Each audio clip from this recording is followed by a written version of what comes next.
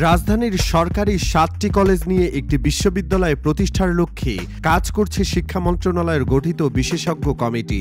এ কমিটির সদস্যরা শিক্ষা উপদেষ্টার সঙ্গে বৈঠক করে বিশ্ববিদ্যালয়ের জন্য একটি নাম প্রস্তাব করেছেন। সেটি হল জুলাই ৩৬ বিশ্ববিদ্যালয়। বৃহস্পতিবার বিশ্ববিদ্যালয় মঞ্জুরি কমিশনের চেয়ারম্যান অধ্যাপক ডক্টর এস.এম.এ. ফায়েজের নেতৃত্বাধীন কমিটি নামটি প্রস্তাব করে। শিক্ষার্থীরা একমত হলে নামটি গ্রহণ করে চূড়ান্ত করা হতে পারে বলে জানিয়েছেন শিক্ষা উপদেষ্টা অধ্যাপক ওয়াহিদউদ্দিন মাহমুদ।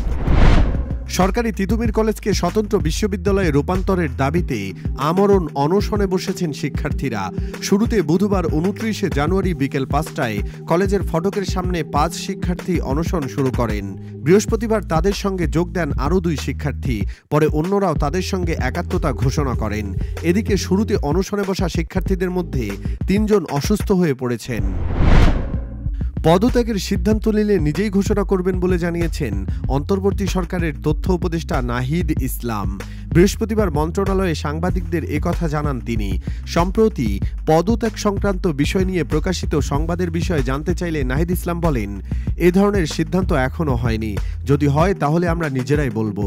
রাজনৈতিক দলে অংশগ্রহণের পরিস্থিতি হলে আমরা সরকার ছাড়ার সিদ্ধান্ত নিলে সেটা আনুষ্ঠানিকভাবেই বলবো। বাংলাদেশে এখন সবচেয়ে বেশি ধনী জেলা নোয়াখালী, আর দেশের সবচেয়ে গরিব জেলা এখন মাদারীপুর। মাদারীপুরে দেশের সবচেয়ে বেশি ৫৪.৪% মানুষ দারিদ্র্যসীমার নিচে বাস করেন। এর মধ্যে জেলার ডাসার উপজেলার দারিদ্র্যের হার সবচেয়ে বেশি ৬৩.২%, যা উপজেলা ভিত্তিক হিসাবে সারা দেশের মধ্যে সর্বোচ্চ। অন্যদিকে নোয়াখালী জেলার দারিদ্র্যের হার সবচেয়ে কম, মাত্র ৬.১%।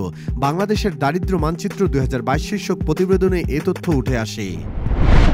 বিশ্ব ইজতেমা চলাকালীন ৫টি নন-স্টপ আন্তনগর ছাড়া সব ট্রেন ২ মিনিট করে যাত্রাবিরতি করবে টঙ্গী রেলওয়ে স্টেশনে। এছাড়া ইজতেমা উপলক্ষে কয়েকটি ট্রেনের সাপ্তাহিক বন্ধ ও যাত্রা বাতিল করেছে বাংলাদেশ রেলওয়ে। বৃহস্পতিবার ৩০ জানুয়ারি রেলপথ মন্ত্রণালয়ের জনসংযোগ কর্মকর্তা রেজাউল করিম সিদ্দিকীর পাঠানো এক সংবাদ বিজ্ঞপ্তিতে বিষয়টি জানানো হয়। লালমনিরহাটের পাটগ্রাম উপজেলার দহগ্রাম সীমান্তের শূন্যরেখায় সেই কাঁটাতারের বেড়ায় এবার বাঁশ বেঁধে দেওয়া হয়েছে। ভারতীয় সীমান্তরক্ষী বাহিনীর প্রহরায় দেশটির কৃষকেরা বাঁশ বাঁধছে। ১ মিনিট ৫১ সেকেন্ডের এমন একটি ভিডিও উভয় দেশের সামাজিক যোগাযোগ মাধ্যমে ছড়িয়ে পড়ে। সেখানে দেখা গেছে বিজেপি প্রতিবেশী দেশের এ কাজের বিরোধিতা করলেও তারা তাদের কাজ করছে। স্থানীয় বাসিন্দারা বলছেন, গত মঙ্গলবার ২৮ জানুয়ারি দুপুরে দহগ্রাম ইউনিয়নের হাড়িপাড়া ও সরকারপাড়া সীমান্তে বিএসএফের জিরো লাইনের লাগানো কাঁটাতারের বেড়ায় বাঁশের বাতা দিয়ে শক্ত করার চেষ্টা করে। এই সময় বিজিবি বাধা প্রদান করে, কিন্তু বিএসএফ কোনো কথা না শুনে তাদের লোকজন দিয়ে জোরপূর্বক বেড়া দেয়। তবে বিএসএফ সদস্যদের দাবি, কৃষকরাই এ কাজ করছেন।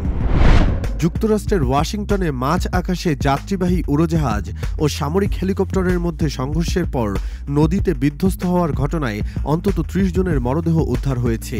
বিবিসির মার্কিন সহযোগী সিবিএস-এর খবরে এ তথ্য জানানো হয়েছে।